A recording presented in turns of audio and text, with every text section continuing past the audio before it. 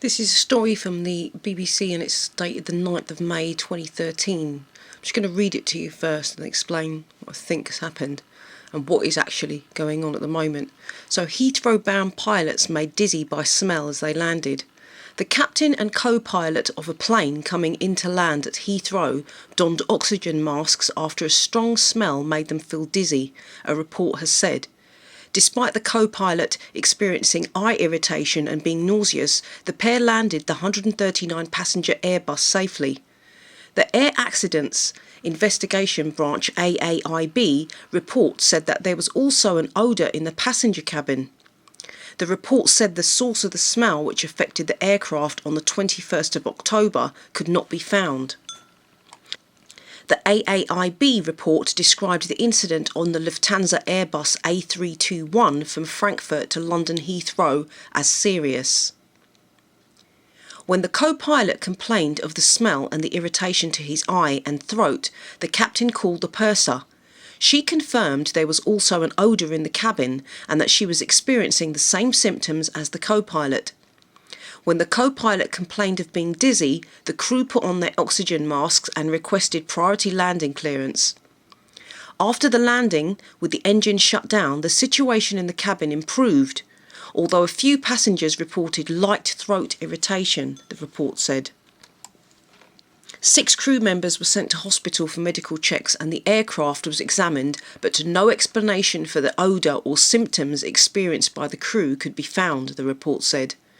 The AAIB concluded, this event thus joins a growing number of cases in which there has been a similar lack of conclusive evidence as to the causes of aircraft cabin air quality issues.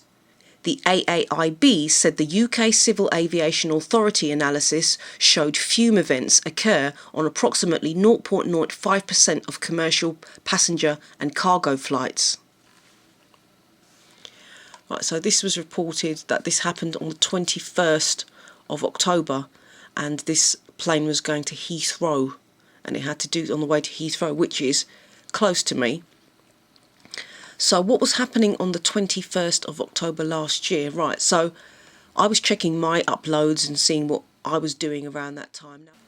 Right, so what I've got here is what I was doing around the 21st, and what I've checked here with my video is there was fog up until the 24th of October and it lasted for days, and there was a funny smell here too. People were getting very ill in this fog and we didn't see the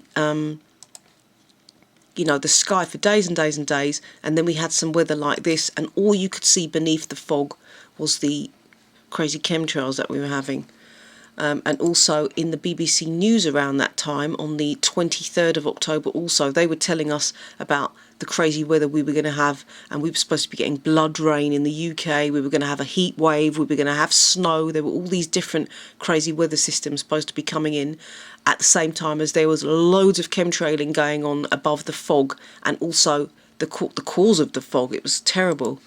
So now, around that time, and also I've made a video recently and I've told you guys that there was a smell here and then it started to rain. So what's happened here, I reckon the system inside the plane has probably broken. Maybe one of the barrels that are spraying is released. Geoengineering spraying that they're doing has managed to come back into the aircraft somehow and make them all sick, because I find it very interesting that these symptoms they're getting so quickly, because obviously they're inside that trail. It's obviously come into the cabin and it's made them feel ill instantaneously, right? Because they're straight in that trail. This stuff is coming down slowly on us, so it does affect you.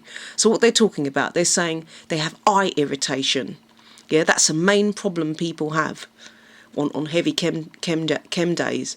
Also feeling like they're going to be sick. They were nauseous on that plane, which is what a lot of people also have been suffering. And then it goes on to say that the incident also caused them to have an irritation in the back of their throat, which is also another symptom that we all go on about, and that how the chemtrail days affect you. You get this dry irritation in your throat. Sometimes you get a very strange metallic taste in your throat.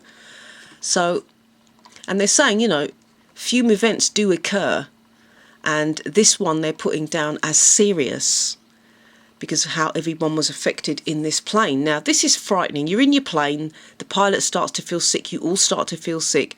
Now, they're lucky they managed to land, yeah? And universe protect everybody in their planes, and I hope things go well. But, you know, this story is terrible.